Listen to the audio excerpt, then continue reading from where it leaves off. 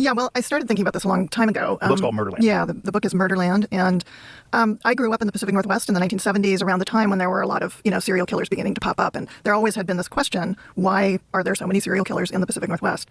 And so that was the question I was really thinking about. And the premise, as it emerged from the research that I did and from some of the facts that I learned about what was happening in the Northwest in this run-up to the 1970s, is that there may be a connection between the lead pollution that was prevalent in the area because of smelters and leaded gas and serial killers.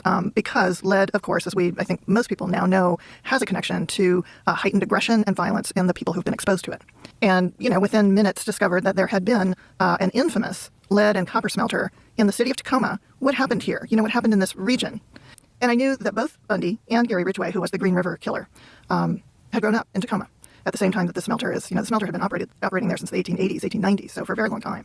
And I could see that a lot of news media had been devoted to looking at what had happened in this region. There was a whole map, a GIS map, geographic information systems that allowed you to look up individual houses, residential homes in Tacoma and see how much arsenic and lead pollution was in the yards. So I discovered that you could actually look up the house where Ted Bundy grew up and see how much lead was in his front yard and his backyard. And the more I read about lead pollution and lead, the association with aggression and violence, the more I wondered, is there a story to be told here about this issue?